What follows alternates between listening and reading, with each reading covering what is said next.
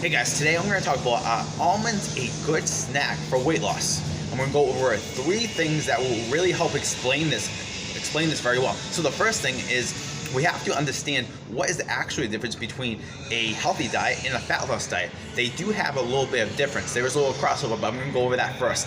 The second thing is why almonds may be a bad snack if you are trying to lose weight. And third thing is if almonds are or are not a good snack for weight loss is also going to depend on your training and your stress level. And I'm going to go over that last. So let's jump right into it. So we all kind of assume that a healthy diet is a good fat loss diet, and that's not really the truth. Because as far as fat loss, in order to lose fat and also body weight, we have to consume less calories than we're burning. It's just a fact that's been proven over and over again. So sometimes people change their foods, they start eating healthy, which is awesome. People are changing to healthy, and then they assume that automatically equates to fat loss. A lot of times it can, and I've had clients who just improved food quality. So they just ate better food and they lost weight. And the reason why this works usually well is because when you eat unhealthy, when you're eating a lot of processed food, those are very calorie dense, so you're eating a lot of calories. And then when you start replacing those with healthier foods, lean meats, healthy fats, healthy carbohydrates, fruits, vegetables, all that good stuff, you can tend to lose weight. But it's not a guarantee. And sometimes if you rely on that, it's kind of a gamble because you're making an assumption. And with the rise of these high fat diets like keto, paleo, and there's nothing really wrong with them, but when you understand food, you have to understand that 1 gram of protein is 4 calories, 1 gram of carbs is 4 calories, but 1 gram of fat is actually 9 calories. So fat in general are very calorie dense, and almonds are basically a fat food, or things like butter, things like avocado is really big. But again, they're high in fat. It's not that you can't put them into your diet, but they're very easy to overeat. So even if you're eating healthy, but you're overdoing your fat or really anything, you can still have trouble losing weight, losing body fat. So what you really want to do is you can include some healthy fats in your diet, but make sure that you don't overdo it. And if you're brand new to this thing, I would definitely track your measure your servings until you kind of understand what a serving of fat actually is. What is actually a serving of almonds? What does that look like? Instead of just like eyeballing it, because when you're new to the diet and eating healthy, your eyeballing is very inaccurate, and that's going to lead to trouble. That's going to lead to you not getting the results you want. So if your goal is weight loss, you definitely can have almonds for snacks, but you need to kind of understand that eating too many calories, although if they're healthy calories, doesn't always mean weight loss. So in the comment section below, I want to know, have you confused the two before? Did you always think that if I eat healthy, I'll lose fat? Tell me about your experience. So the second thing I want to go over is why almonds might be a bad fat loss snack or weight loss snack. So like I said, almonds are very high in fat, and this really goes for anything that's high in fat. They're healthy, but you can overdo it. So if you're treating almonds like chips, sometimes people do. They want something to snack while they're watching TV, so they're like, oh, I heard almonds are healthy, so I'm going to snack on almonds. And you end up having 500, 700, 1,000 calories in almonds at night. And that's a recipe to definitely slow down your results from a weight loss standpoint. And because they overeat, they probably are not the best weight loss snack.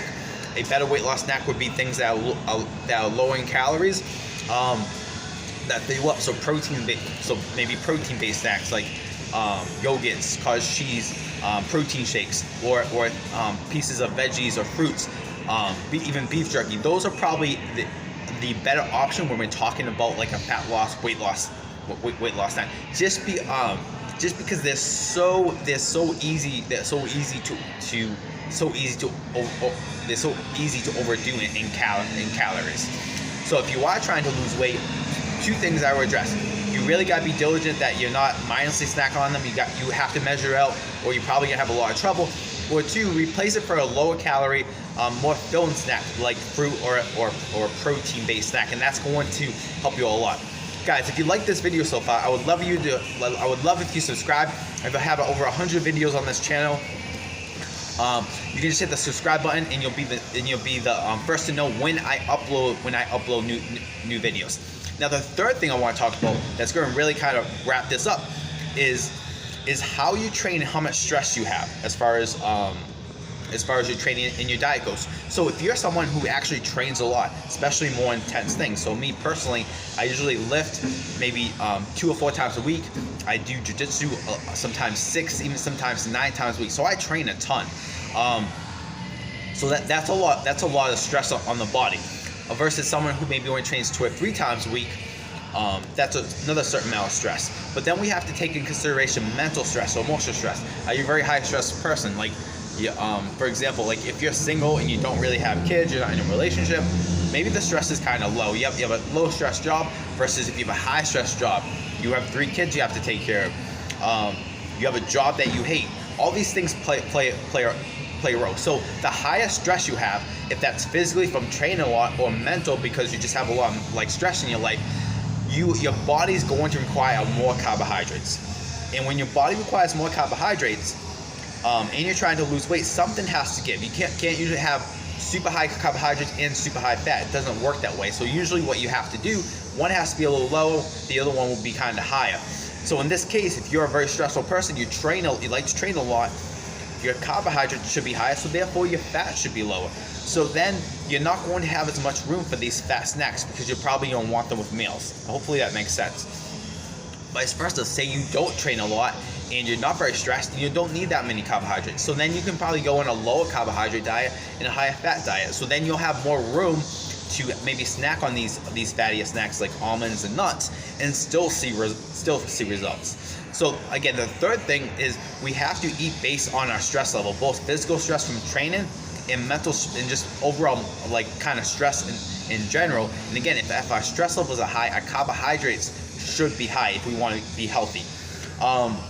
But vice versa. So if your carbohydrates are high, that means your fat has to be lower, which means that you have to be more selective of the fats that you probably put into your diet. So snacking on nuts is probably not the best idea because you're probably going to want to have those fats to maybe flavor your vegetables with, or you want to have fattier cuts of meats like things like steak and burgers for your meals. Again, vice versa, you could probably get away with that if you're doing a keto low carbohydrate diet. But again, that diet is not going to be super healthy if you train a lot, if you're a high stress person. Because again, carbohydrates is one of the best resources that we can give our body to help us recover from life stress and the training that we put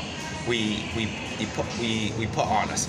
Now, if you are struggling to lose weight, a lot of times when people struggle to lose weight, it's because their metabolisms are messed up from years of really unhealthy diets, and it puts our body in a really unhealthy place. So if you're looking for a resource that will help you rebuild your metabolism, I have a free resource, ebook, whatever you want to call it. It's called Metabolism Blueprint Checklist. It's going to give you a step-to-step of the things that you need to improve to rebuild your metabolism, so that when you do this stuff for an extended period of time, say 2 to 6 weeks, that it will help you lose weight in the future. Now, when you build your metabolism, you cannot rebuild your metabolism and lose weight at the same time. You have to take a little bit of time to rebuild your metabolism, and then you can lose weight. But if you're willing to kind of look the long view, take that resource, be consistent with it, and weight loss is going to be a lot easier down the road. So